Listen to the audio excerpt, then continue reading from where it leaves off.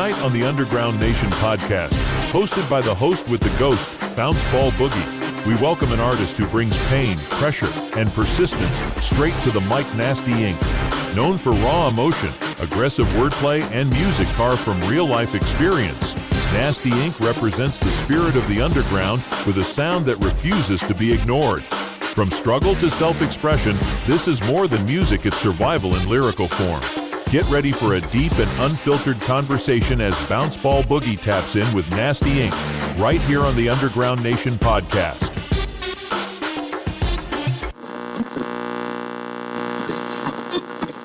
Welcome back to another electrifying episode of the Underground Nation podcast. Your host with the ghost, Bounce Ball Boogie. Tonight we're diving deep into the mind of an artist whose name already speaks volumes. Straight out of Indianapolis, he's been carving the story into the underground with raw emotion, lyrical precision, and a dark edge that blurs the line between pain and power. From his early days in his hit metal band Ohio to his evolution into a versatile MC with projects like The All-Seen, Trust and Betrayal, and Memoirs of a Lost Soul, Nastie Ink has never shied away from truth, the kind that bleeds through every verse and burns with the mask of fame. So tonight, we're peeling back the layers, the grind, the ghost, the ink, and the soul behind the name. Help me welcome Nastie Ink to the hot seat of Underground Nation podcast. What's up, my man? What's up? Oh, man, a lot better now that you're here. You kidding me? I know, it took long enough, right? It's all right, man.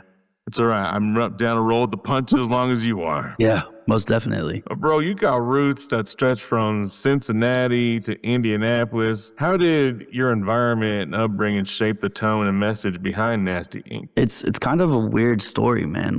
So I was born in Cincinnati. I pretty much was here up until I was 14. You know, at that time, your brain's still absorbing everything that's going on around you. And my mom ended up getting a divorce. It was a pretty violent natured divorce. And we moved to Indianapolis. And the environment there and the culture between Cincinnati and Indianapolis was so different that I just absorbed everything. And it felt like home being there more than it did being where I'm at now, which is back in Cincinnati. So very I was cool. there for 22 years, man. And it shaped my music, the style of music I kind of absorbed between both cities. I guess it's a little bit of that Midwest, a little bit of that Southern flow, I guess, a cross between the both of them. So it's nice, it's unique in my opinion. It's very unique. You kidding me? Your music itself is very unique. Appreciate you. I mean, you started in a hip metal band before going fully into hip hop. Yeah. How did that hybrid energy influence your sound today? They taught me how to rap, which was the weird part, the basics of it. I wouldn't say they taught me how to rap. They just taught me flow structure, writing structure, how things should be, how things should sound. Justin Price, he was the guy that got me into wanting to engineer and stuff and do what I do now. He was going to school for the same shit that I'm going to school for right now and was letting me read his books, and I was learning while he was learning. What you going to school for right now? I'm going to school for audio science. Yeah, watch it out now. Yeah, taking a leap of faith and trying to get into bigger venues and bigger studios than what I am doing. So hopefully it works. Yeah, I mean, you're going to have something that other engineers don't have, and that's that education. Yeah, I mean, it's more about the networking, but yes. More about the networking? Yes, so with audio, you don't go to school to learn the shit, because you can just get on YouTube and learn how to mix a song. You know what I'm saying? You don't go to school for that. You go to school to build that network. I had a teacher that explained it to me like this, everybody that you interact with while you're in college, their network is now your network. So you're building this spider web of people that you can work with and that you have the ability to work with, because all you have to do is be hey, I'm going to send this out. Let's see where it reaches. It's it's really nice. Yeah. And I can't say I always said, but I've always been taught that community is something that a lot of entrepreneurs lack and a lot of times fail because they don't take the time to get involved in a community or build one themselves, or they just stay alone trying to figure it all out by themselves, being a lone wolf, and then they drown. Yeah, you can't do that. You have to be able to rely on other people Like with me, I'm getting to the point now to where like I hate mixing myself. I can't ever get it to sound right. So I'll send it off to somebody else. But then I could mix you perfectly fine and it sound phenomenal. But as soon as I touch my own stuff, I'm like, nope, I'm sending it elsewhere. Like it's to that point. So I don't even engineer my own shit anymore. I'll track it and then it goes to elsewhere. Very cool. What's the meaning behind the name Ink? Is it about lyrical permanence, rebellion, or something deeper? A little bit of both. So Nasty, Nas is my favorite rapper of all time. And I wanted to do something that incorporated how I felt with like my music and what the direction that I was going with lyrically wise, which I feel like I am a nasty MC. For the longest time, I would go like, I'd shorten it. And then I was like, nah, that's like way too fucking close. No. The ink goes from the tattoos to the pen game. So like how it affects my, like what I write. So it'll either be, for instance, it's like, okay, I have a nasty pen game, or it's like, okay, I'm just a nasty fucking person. I'm just the embodiment of it in my opinion. So with the ink with me, it started off as an incorporated, but then as it grew on, it was more on the lines of like, okay, I just have a nasty fucking pen game. I'm too versatile for this. And it just stuck. You got a nasty ass flow. Yeah, I've tried to rebrand and change it. And every time I try, I'm like, no, I don't. But everybody just calls me Nasty for short. So it just kind of worked. So when you get nasty with that ink game, when you write music, are you documenting your past or manifesting your future? Everything that I write, I've lived through in some sort of way. It is or I've felt it in some sort of way. So it's telling a story that is, you could feel it, you know, but at the same time, like there's truths to it, but there's also like a fiction to it. Like it's up to you guys to decide what's true and what's not, you know. Like memoirs, I wrote Memoirs of a Lost Soul after a friend killed himself. I got like 10 missed phone calls from him. It was about 3 o'clock in the morning. I was assed out, woke up the next day to a phone call. I was like, oh shit. And it like fucked me up. So I wrote that song, and I wrote it from his point of view, like his perspective, which was really fucking hard for me. And then my brother Brian Foster was like, yeah, we're shooting a video for this.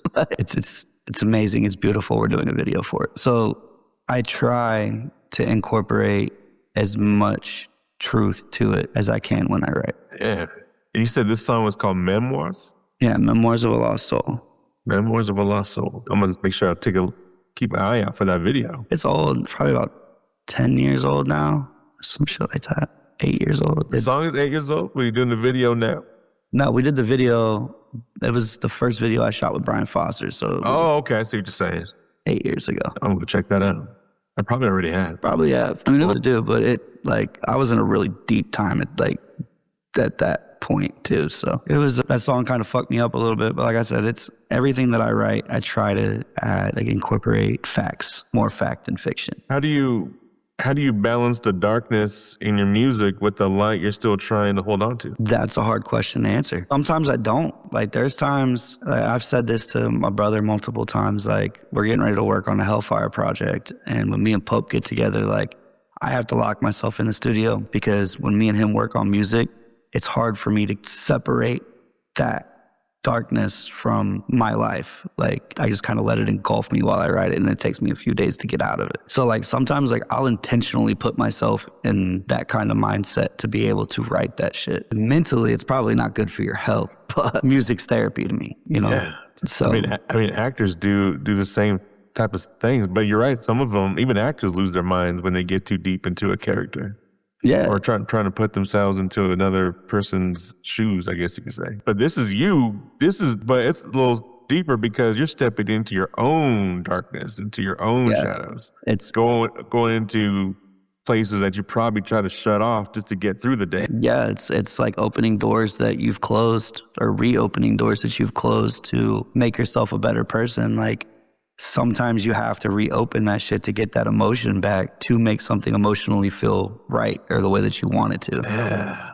Bro, well, thank you for being willing to do that. Have you heard of a female artist named Jade the Nightmare? Yes. I just did an interview with her a couple weeks back, bro, and she was saying the same thing, that she has to lock herself in her studio. She reopens old wounds, and like thank you for being willing to be vulnerable to do that. You know what I'm saying? I mean, that's a whole other step of artistry. It's scary sometimes. Like, it can be fucking terrifying, not gonna lie. Like, reopening memories of shit that, like, you want to lock out and that you don't really want to, like, but say, like, somebody sends something over, or, like, I'm on a topic of a track, and that's, like, the only thing that is gonna make me feel the way that I need to feel, to, like, get the emotion that I'm trying to give. I'm gonna have to reopen that door. So, and there's a lot of times where, like, if you go through and you actually, like, listen to my lyrics, like, some of that shit will make your fucking hair on your arms stand up. Like, holy shit, make you feel like your heart's in your stomach type shit. Like, I'm not a horror artist. I'm a psychological artist. Like, Psychological thriller. pretty much, yeah. It's fucking weird, man, because, like, I write a whole different style of that kind of shit. It's not like pure mental health, but it's like, okay, well, this is dark, but holy shit, I get what he's saying. I get what's going on.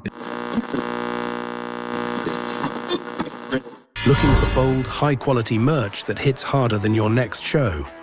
At Smoke and Barrel Apparel, we fire up the best in screen printing and promotional gear. Crafted for bands, artists, and creators who refuse to blend in. From shirts to banners, from tour drops to custom promo runs. We've got your back with the best prices around. Learn more today at Smokin. That's SMOKINBA.com. Official sponsor of the Underground Nation podcast, supporting the heartbeat of the underground. One print at a time. Contact Ryan Chavez for more information. Smoke in Barrel Apparel, where your brand meets the barrel. So if you were to show me your latest notebook, like notes and unfinished songs, would I find stories of love, rage, redemption? Probably all three. I kind of actually did that with my last album, Devil of Vengeance. Like, the whole album was like a giant story, kind of like in an almost like 40s blues scenario. It was so weird. The writing was really awkward because it was the first time that I ever did, like, front to back told a fucking story. It was weird as shit. Like, putting myself in, like, boxes and trying to, like, restrain myself from doing something, like, super fucked up or, like, out of, like, ordinary, or not out of ordinary, but, like, off track, because it was so much. I'm like, okay, I gotta keep on it. I gotta make sure this is right. Like, this whole story is about the devil wanting to buy my soul, and at the end I'm telling him to fuck off. And it was fun, but at the same time it was like, there was some times where I have a song on there that is called Burn, and it features Cartoon, and it features a buddy of mine from Indianapolis his name's Lil Flex. Cartoon doesn't drink, and the whole song is about drinking to drown your demons. You know what I mean? Yeah. Cartoon's sober. Like, he's sober, and I completely fucking respect the fact that he's sober, and I'm surprised he did the song. But the way that he wrote it, like, he wrote it from a relapse point of view, and it was fucking beautiful. We're just sitting here like, okay, well, we're here to party to, like, sitting at a bar, drowning our demons, talking to fucking bartenders. And he's sitting here like, yeah, I'm relapsing. I'm like, fuck. I gotta hear this. Yeah, we shot a video for it back in May at Nasty Bash, and I released it, September. I released the video in September. It's on your YouTube right now. Yes, sir, it is. Go on the Nastie Ink YouTube right now. So when you look at the music industry today, the way it is, do you see opportunity or manipulation? As an independent artist, I see a lot of opportunity. As somebody that works in the industry, like, heavily, not just with music, but, like, I see a lot of manipulation. So it just depends on where you're at with it and what you're, you know what I mean? A lot of labels will try to manipulate artists, like bigger labels, not like any underground labels, but like mainstream labels, they're very manipulative on things. And then underground labels, they're just giant fucking families. You know what I mean? Like, it's still a business, but it's treated differently. And then you got your independents, and there's a lot of room for independent artists now. Yeah, a lot. I've seen big underground record labels that run like a big giant gang. Like, yeah. Y'all calm down. Yep. It's fucking wild, man. It is wild. Especially when they start breaking out in fights. Like, hold up. Yep. I've seen some shit on my day on the road. Yeah. What was one of the wildest stories on the road? So, Citadel, Indianapolis, 2017. Ghostman was booked there. Started some shit with the fucking security. I'm running stagehand for the venue at the time. Nice. This dude body checks the fucking green room door, puts a big ass fucking hole in the green room door and green room wall and starts throwing fireworks at our security. Shit. So at the time, I had some money that fell out of my pocket, and dude's manager's like, yo, whose is this? I'm like, it's probably mine. Let me check my shit real quick. Dude fucking just takes off, just goes. I'm like, you little motherfucker. While Ghostman's in his bus now, throwing fucking firecrackers at security in the back, fucking just body checked our fucking, they took off. We're never coming back here again. Shit. All because security wouldn't let people on stage. Like people were crowd surfing up. And so like they were grabbing them off and making them run back around. And Eric was like, let them up, let them jump. This is a fucking Ghostman show, you know? And they were like, no, that's a safety hazard. Like, fuck that. He got pissed off, started talking shit, slamming shit, stealing shit, fucking breaking fucking doors. Yeah, I've seen some fucking shit. Had some fun times too, though. I wonder if they'd sent him a bill like, yo, you got to pay for these things you I wonder broke. if they did too. I'm going to have to ask my I wonder if he even gave a shit. Like, yeah. Yeah, that's something I'll have about. I'll be like, hey, remember that Ghostman show? Like, did you guys tax him? How did that work out? Crumbled it, threw it out the window. Yeah, shit was fucking hilarious. So I got in trouble. The venue didn't fucking last long. Like, it was only open for a couple months, and then they shut it down, and we all went back to the Emerson. Oh man, oh man. It's long at all. Was it because of management, how it's being ran, or just because of the building itself? We couldn't get a liquor license. The city of Indianapolis, the venue was so close to the airport that they were petitioning us to not be able to get our liquor license. Like, we couldn't even sell beer in the venue, so we were losing out on money. Like, we had all these big shows, and we were selling waters and sodas and Red Bulls, and that was it. Like, we couldn't sell any liquor or beer, so they were losing money out. They were just like, all right, time to close shop. Went back to the Emerson. There you go. We need the liquor. Yeah, I don't think people realize how much of a standpoint that is when it comes to shows and like picking your venue and what venue you're at, because people like to drink. Right, yeah. I remember we were working this one venue down here in Denver, and they didn't have cheap beer. So they didn't have Budweiser, they didn't have Pabst, they only had like upper class type beer that, you know, I never fucking heard of. And I remember people coming up to me like, bro, they don't even got Bud Light? Fuck, I didn't even think about that shit. Because I don't care. I don't drink. But everyone else do. I was like, shit. So now I had them drinking out in the parking lot. And then the fucking owner of the venue is pissed off. Why are they drinking in the parking lot? Bro, you don't got what they're looking for. You gotta have that cheap shit, man. People want to come and drink, have fun, stumble out, and not spend $200 at the bar. That's right. I get creative. Give me a Pabst and a shot. Yep. To $10. Bottle for the car, and I'll just drink beer in the venue all night. Yeah, that's what most of them do. And then the venue gets pissed. Yep. Nowadays, because Ohio is like Colorado, we're a legal state, so a lot of venues will let us smoke in. Yeah. It's pretty nice. I enjoy it. Pretty fucking nice. Absolutely. So how do you want fans to feel when they hear a Nastie Ink track for the first time? I would like people to, if it's your first time hearing me, to actually like just pay attention to the wordplay and the schemes, because a lot of times it changes up. Like every song I do is different. It's unique. No album I have sounds the same. Just pay attention to the versatility, pay attention to the music. Let the music speak for itself. Oh yeah.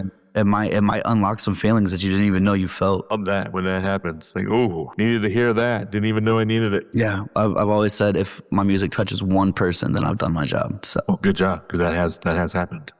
Yeah, it's weird. How does it make you feel when you have a fan interact with you, telling you about their experience? It makes me happy. I get it all the time. Like after I perform or get off stage, or like even randomly, like people hit my DMs up and they'll be like, dude, yo, this song, like, it's beautiful. Like, you made me cry. Like, I don't do that. I'm like, I don't even cry, bro. It's like, just like dance. You made me dance. I don't even dance. Yeah. Like there's really not much that I can say back. Like, I did my job, and that makes me happy, like, altogether. The fact that people are actually streaming it really makes me fucking happy, because I'm just a little fucking white boy from Indianapolis. We don't have a good repertoire when it comes to hip hop. We have C-Mob, and that's it. You got more than, well, I can't say that. I was going to say it's more than what we got, but no, I can't say that. Cause y'all got insane poetry. You got Skunk. we got some pretty heavy hitters over here. Body Bag Syndicate. Like, y'all got some heavy hitters out there. Yeah, it's a lot of fun. But every artist, I mean, they look at success differently. What's one moment in your life that completely shifted your perspective on success?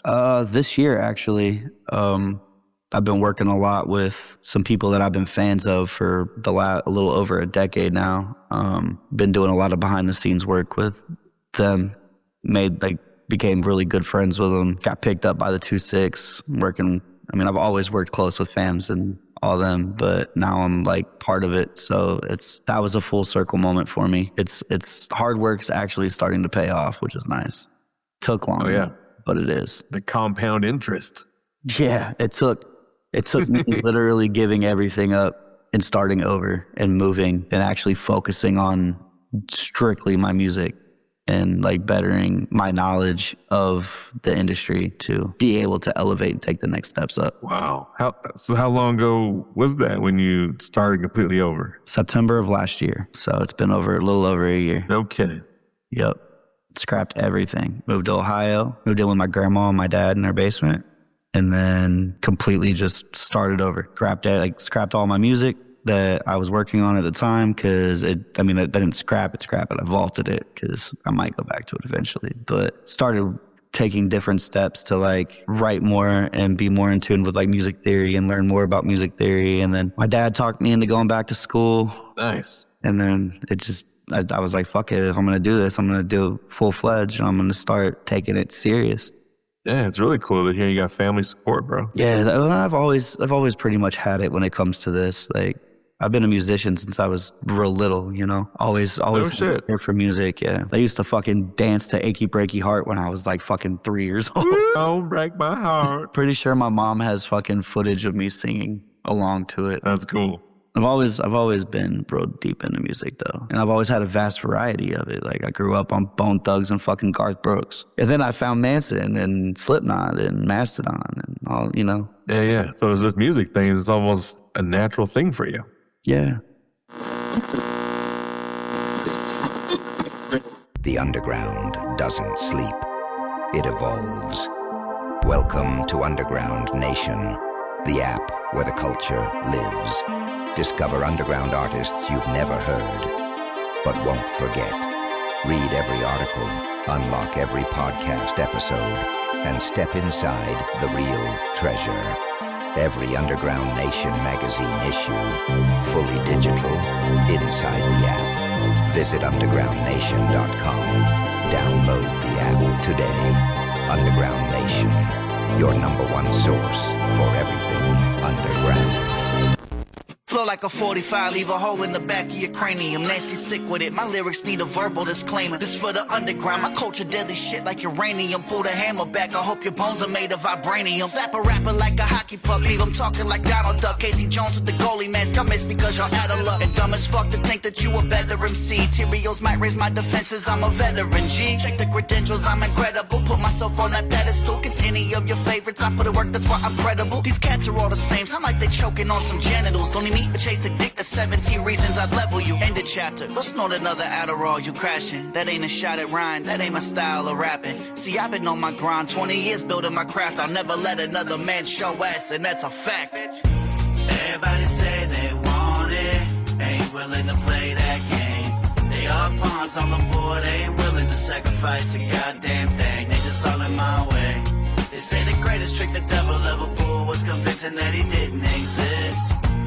But in this game that we play, I'm the devil and I'm back with a vengeance. Now I'm a better man with bigger sights, still shunned cause of my nature. Slap a bitch like Slim Jesus, world star, put it on paper. The cameraman can get it too, everybody in danger. Bouncing faces off the tour, but shots of tequila as the chase. No line, all sauce, spit flame to cauterize the wound. All talk, behave for your head, get locked up in that noose. Then I decapitate a corpse, like sure it can't come back. And walk around with the dome in a burlap sack. I'm from that, where you either get it served or you serving. I cross the county line, swerving 3 times 4 be lurk. Where the hustlers become masters, splinter off the dope. They secret agents making deals and still get 20 years after they affidavit. Cause ain't no such thing as halfway crooks, but crows still circle around like vultures all in the book. Go to show that nobody down once they ass gets cooked. So I'ma hold this crown down till my crown gets took. Let's go to the south side. Everybody say they want it, ain't willing to play that game. They are pawns on the board, ain't willing to sacrifice a goddamn thing. They just all in my way.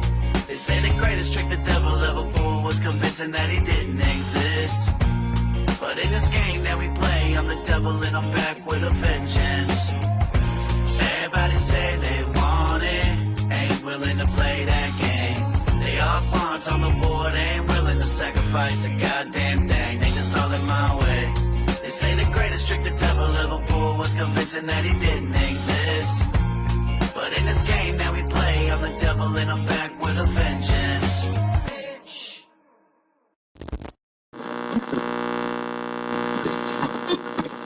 Being that you said you kind of started over everything a year ago, do you feel that you finally found your purpose of why you're meant to do this? Yeah, to an extent. I feel like I've found what I wanted to do, and I feel like I've actually realized what my dream with it is. So now with that being said, I slowly started putting together like a 10-year plan on how to make it happen, and it's going to work. Like, my ultimate goal is for me to open up my own studio/venue here and kind of do what Scum does in Denver. Use it as like a base of operations and bring in people to Cincinnati, because we don't get a lot of like underground acts in Cincy. You have to go to Dayton or Columbus or Cleveland or Youngstown. So I want to open up something here that I can be like, let's go. Don't want to work for anybody else. I want to get into working for myself, and I want to do it properly. Make music as I can. There you go. As an independent artist, what's been your biggest financial hurdle? Production costs, marketing, merch? Yes. Merch is a pain in the ass to keep up on. Like, yeah, you know, like I'll do like a run of like 20 or 30 and I'll put some back, order more. But like to get where I want it to be, to like where I'm at a show and I have options, that's been hard. And I feel like that's like our money maker. We don't make a lot off streams. All of our money comes from merch. So it's been a pain in the ass to keep merch up. And I don't like drop shipping. Fucking hate drop shipping. Or the print on demand? Yeah, I'd rather keep it in stock. So that's been the worst. Production costs, it's not too bad for me because I do a lot of production myself, engineering and stuff. Like, I have a guy that he doesn't charge too much. I track everything here. I have my own studio in the basement, so it's not too bad. Merch though, that's a completely different fucking story. That shit's expensive. It's expensive, yeah. It is expensive. And the more colors and the more dope this freaking shirt is, the more it costs. Oh, and now with the fucking tariffs in place, it costs even fucking more. Yeah. We just picked up a sponsor out here. They're called Smoking Barrel Apparel. And he claims if you get a freaking quote from someone, he will do his best to either match it or beat it. So I was like, I'm telling everyone, yo, let's test his word. Do it. I need a New Jersey guy. The tariffs on jerseys right now to get them shipped from overseas is nuts. Well, when you start looking for quotes, hit me up. I'll get you one. Hell yeah. See what we can do. I don't know. Hell yeah. Yeah, I'm trying to find something. I'd like to get a couple jerseys made. Sick. Have them in the back stock. Get some basketball jerseys, a couple hockey jerseys. Do you currently have a website that's already up? We're just waiting to be filled with merch and such? I have one up. I'm slowly starting to take it down. Once everything runs out, I am probably going to kill the site because we're moving everything over to the 26.com. Pretty much moving all of my shit over to the 26 site. That way it's just a one-stop shop. Oh, yeah. One-stop shop. Yup, nastieshop.com as of right now, though. Nasty Shop. And what's the new site called again? Nasty Shop to... Repent to the 26.com. Repent to the 26. Dope, man. So everyone better go like, follow, and subscribe right now so you're ready for the transition. Yeah. And you get all your Hooligans merch there, too. There you go. One-stop shop. There you go. Would that be a side project? No. So the Hooligans, those are my brothers. They're a band out of West Virginia that is pretty predominant in the underground. And I'm with them on their label, the 26. So me and Fams decided that we were just going to move everything over and that we were going to do everything that way and try to make it a little bit easier on both of us. Okay. Well, shoot. Have them send that information over to us, too. We'd love to learn more about them. Yeah, they're amazing, man. Amazing. I've been following them boys for over a fucking decade. So when they offered it to me, I was like, yeah, let's do it. There we go. I don't belong anywhere else. I'm putting on for you guys damn near everywhere. I only wear your shit, so. Very cool. I think it's a really cool time for us to be having this interview. Things seem to be going in your favor. Yeah. Oh, yeah. I haven't started working on any new music or anything yet, so that's a plus. But I'm still kind of riding the vibe off the last album that I dropped in September. Dealing with all the school shit, trying to keep up on my classes right now. But I plan on starting something soon. Just don't know what yet. Very cool. I haven't really started the thought process on it yet. So hell yeah. So when everything emerges to the new site and you start dropping new projects with the new label and such, are you going to be dropping like a Patreon or like a subscription base where we could kind of see behind the scenes of everything happening? I thought about it. I thought about doing like a Patreon or like a YouTube like $2. Oh, yeah. They got YouTube subscription thing. too. Yeah. Yeah. Like to where I can just like keep up on that because I got a bunch of cameras and stuff down here. So I document every time we work on a Hellfire album, we do it in like 3 or 4 days. Like Pope comes down and locks in with me and we literally write all of his shit and produce all the beats in like 3 or 4 days. And then I go in and fill in blanks. So I try to film and document as we go. And I was like, yeah, if we start working on a new album this year, I'm definitely going to be doing something with that. Oh, yeah. Well, sounds like you got a pretty dope setup. Do you ever consider performing on a live stream? I do, yeah. You do? Yeah, I live stream on Twitch all the time. I used to have I called it a podcast, but it wasn't really a podcast. It was more of I'd get people on with me that were like underground fucking icons, and then we would just roast and review people's music and do stupid shit. It was like a cross between like if Steve-O and fucking Joe Rogan had a love child. It'd be Nastie Ink. Like I got my asshole waxed one episode. It was like the last episode of the first season. I got my fucking asshole waxed live on Twitch. That was fun. Did you break viewers that night? Break some records? Bro, I also got hit.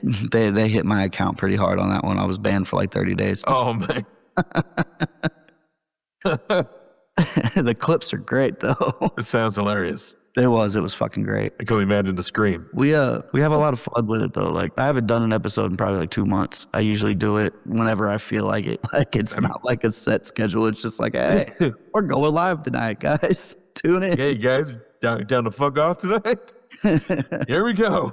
But I go from like doing shit like that or like reviewing people's music to making beats or like I'll mix a client on live, perform, like do some like acoustic sets or like unplugged sets, for instance. I'll sit on here and write music with people like on a live. Like I try to keep it active for the most part. Yeah. Well, there you have it. So then where would you tell people to go like, follow, and subscribe to you right now? Be on the YouTube or where specifically? Twitch.tv/Nasturbator. Nasturbator. You can't forget that name right there. Nope. It's now embedded in my brain. Well, I'll give you a follow. And then obviously like the music and stuff, just Nastie Ink on YouTube or all the DSPs. Like I'm everywhere. You want fucking music videos, YouTube. You want music, Spotify, Apple Music, shit like that. There you go. Everywhere. Go, follow, like, subscribe to Nastie Ink, the Nasturbator.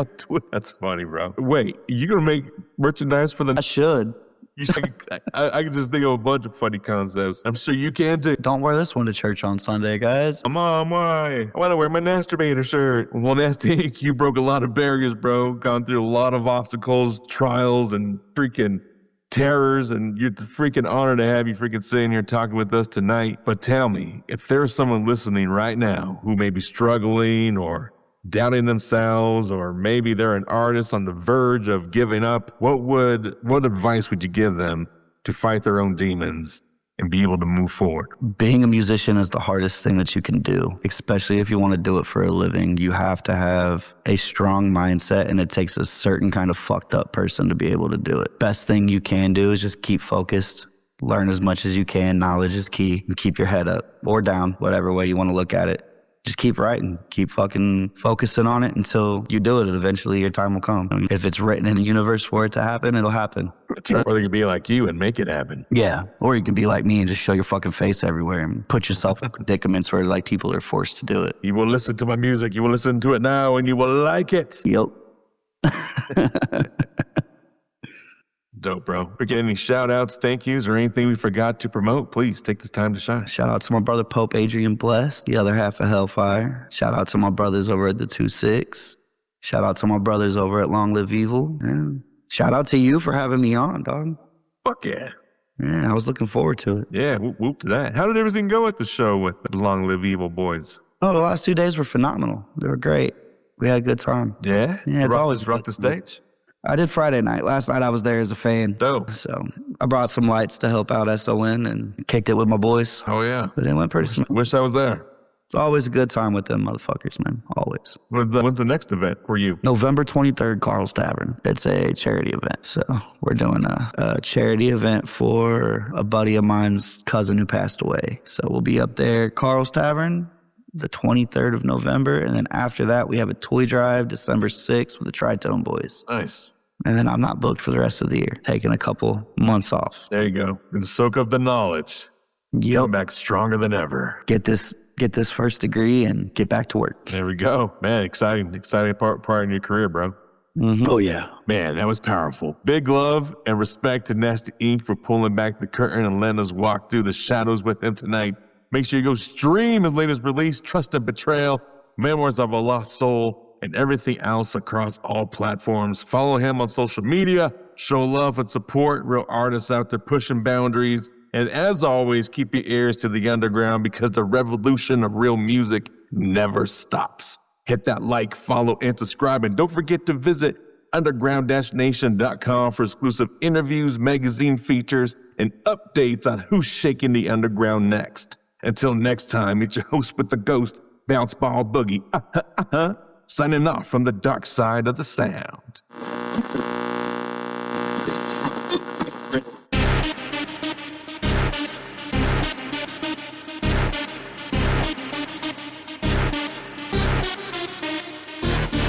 Big respect to our guest, Nastie Ink, for joining us on the Underground Nation podcast with your host, with the ghost, Bounce Ball Boogie. If you enjoyed this episode, make sure to like, follow, and subscribe to Nastie Ink on all social and streaming platforms and support the movement behind the music.